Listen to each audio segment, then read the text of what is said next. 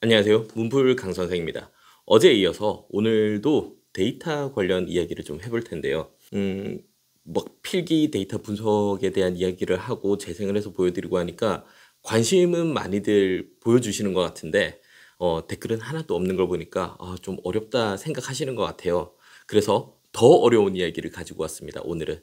자, 저희가 이제 펜으로 아이들이 문제를 풀면은 시간 데이터를 측정하고 뭐 필압이라든지 속도 여러 가지 것들을 분석을 해서 아이들의 학습 역량이라든지 이해도를 측정하고 있는 회사에 제가 근무를 하고 있습니다.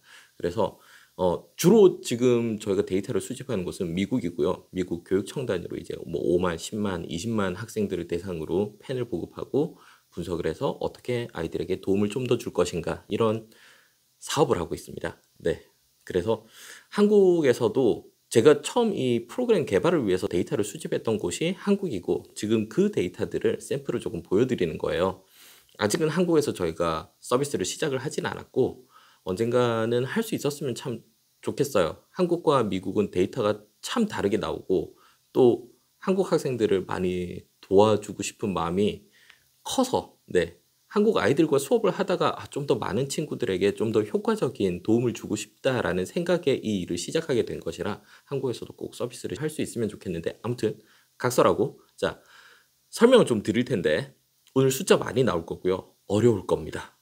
많이 어려울 거예요. 그래서 자 일단 기본적으로 저희가 어떤 분석을 하는지 사실 분석하는 팩터는 뭐 50가지가 넘게 저희가 분석을 하는데 속도부터 몇 번 지웠는지 지우고 무슨 행동을 했는지 그래프를 그려가면서 푸는지 도형을 활용하는지 시각적인 표현이 얼마나 디테일하게 이루어지는지 연산을 하다가 실수가 발생하는지 아닌지 이런 것들을 다 추적을 하지만 실제 사용자들한테 보여드리는 것은 시간 데이터가 메인입니다. 자, 첫 번째 여기 있는 토탈 타임이라는 것은 그 문제를 푸는데 걸린 총 시간입니다. 읽고 이해하고 전략을 세우고 풀이를 진행하고 풀다가 중간에 막히면은 고민을 하다가 다시 풀고 고민을 하다가 다시 풀고 이 모든 시간의 총합이 토탈 타임.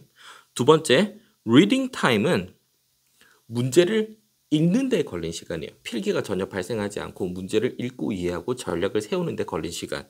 그 다음 서빙 타임은 순수하게 필기를 진행하고 있던 시간입니다. 그리고 thinking time은 중간에 멈춰서 필기가 중간에 멈춰서 얼마나 오랫동안 고민을 하고 있었는지 측정한 시간입니다. 모든 것들은 다 초단이고요. 마지막에 있는 그 number of stroke는 몇 개의 획으로 이제 이 문제를 풀어냈느냐, 즉 풀이 길이를 뜻하는 거거든요. 그러면은 첫 번째 이 데이터를 보면은 총 134초, 2분 조금 넘게 풀었고요. 문제를 읽는 데 23초 걸렸고 쓰는데 손으로 적어 나가는데 70초, 생각을 하는데 41초, 그리고 총 174획으로 이 문제를 풀어냈다. 그리고 맞았다. 이렇게 데이터를 확인할 수 있습니다. 자, 제가 보여드릴 데이터는 사인권들이에요. 다 사인권 데이터인데 어떤 차이가 있는지 보여드릴게요. 첫 번째는 대치동하고 목동 그리고 뭐 대구 수성 이런 교육열이 좀 높은 동네, 학원을 많이 보내고 문제집 많이 풀리는 동네에서 전형적으로 많이 보여지는 데이터입니다. 조금 확대해서 보여드릴게요.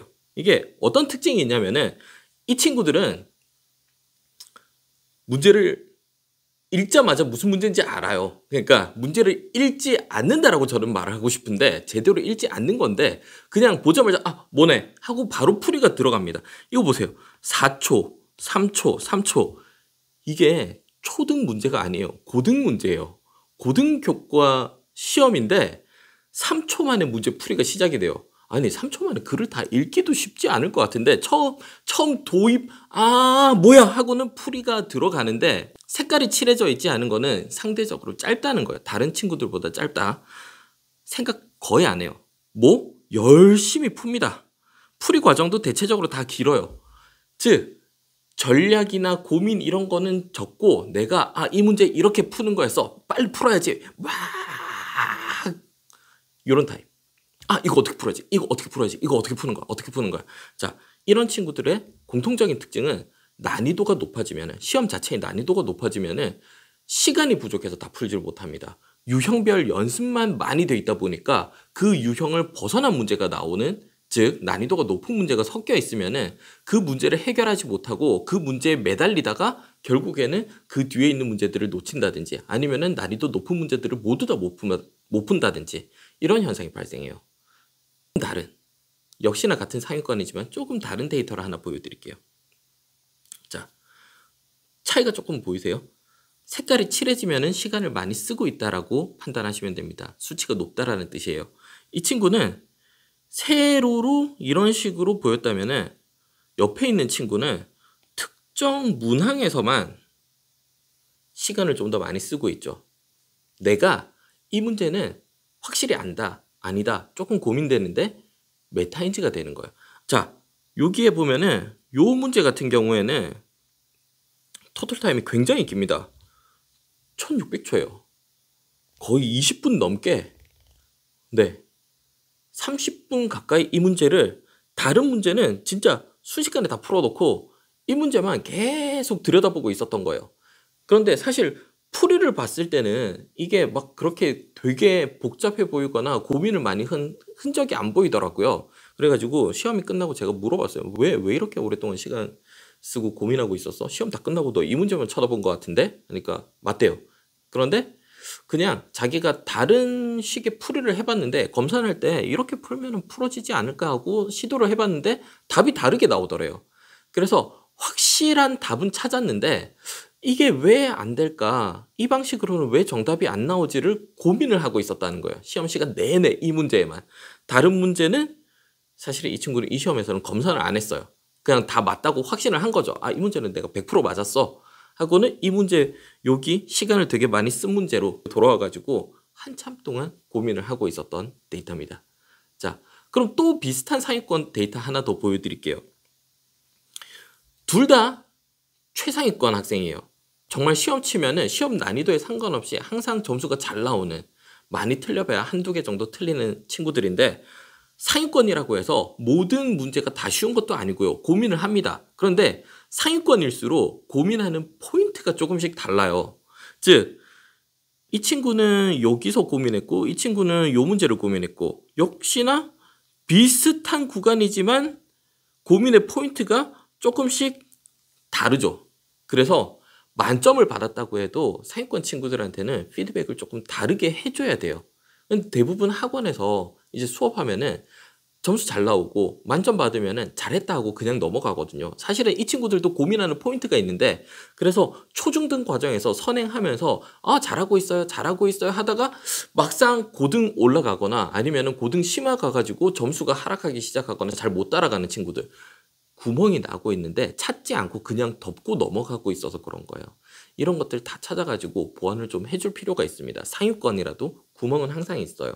나중에 갑자기 드러나지 않게끔 그때그때 처방을 좀 해주면서, 특히나 상위권일수록 아이마다, 학생마다 고민하는 지점이 다르더라. 자, 더 극상위권도 한번 보여드릴게요. 이 친구는 리딩 타임의 일부 문항 그리고 thinking time만 일부 문항에서 고민을 조금 많이 했고 나머지 풀이 시간이 길거나 풀이 과정이 길거나 하지 않아요. 이 친구는 보통 시험 치면 이렇게 풉니다. 답이 봐.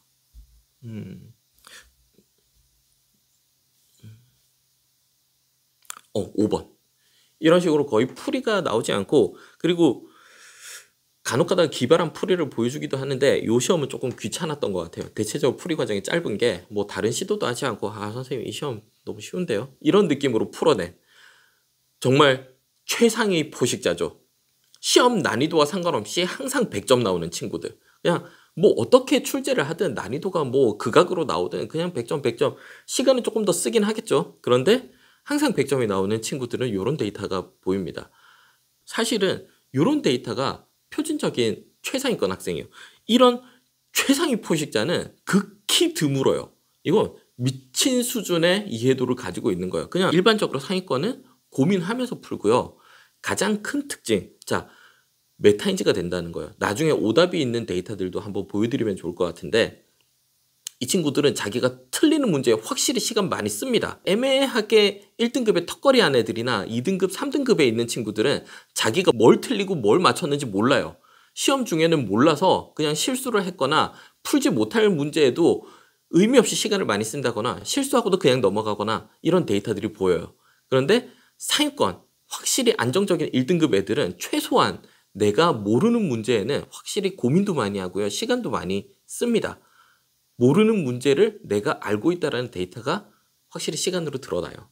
이런 것들도 다음에 기회가 되면 조금 더 보여드리도록 하겠습니다. 오늘도 시청해주셔서 너무나 감사합니다. 다음에 또 다른 이야기로 찾아뵙도록 하겠습니다. 감사합니다.